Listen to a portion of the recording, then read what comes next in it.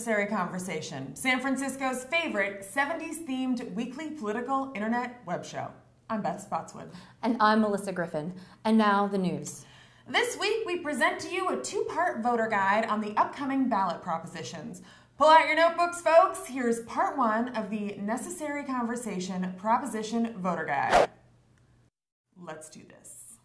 Proposition A would authorize the city to sell $46 million in bonds to give loans and grants to seismically retrofit affordable housing and SROs. It needs a 2/3 majority to pass. Vote for this if you work in the following industries: construction, urban planning, nonprofit, slumlording, or politics. Vote against this if you figure we're all going to die in the next big one anyway. Proposition B would require city employees to contribute more toward their pensions and health care benefits. Vote against this if you're a city employee. Vote for this if you are not a city employee. Proposition C would require the mayor to appear before the Board of Supervisors at least once per month for a public policy discussion.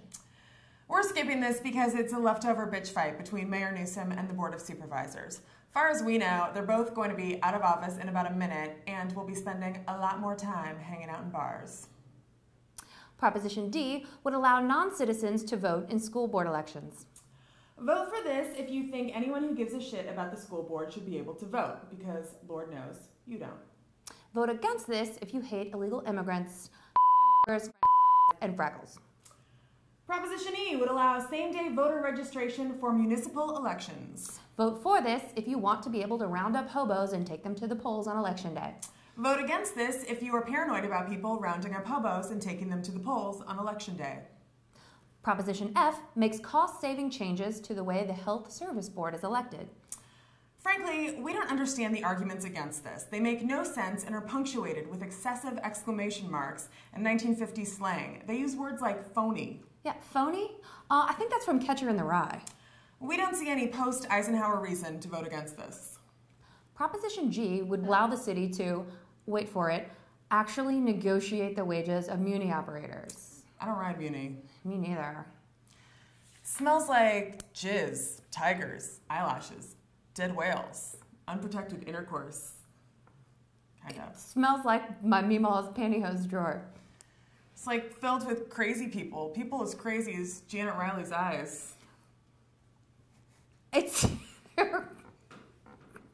There are always one or two people on there that look like extras from New Jack City.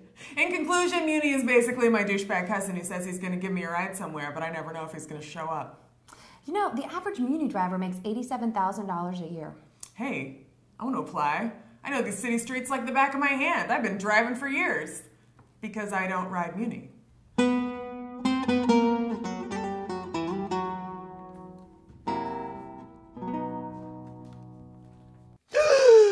Mi amor! How could you? I expected this from Melissa, but you? Voter guide? That wraps up part one of our ballot proposition guide. Stay tuned for part two up in a few days. For Necessary Conversation, I'm reportedly Beth Spotswood. And I'm allegedly Melissa Griffin. And now, back to pretending you don't know about YouPorn.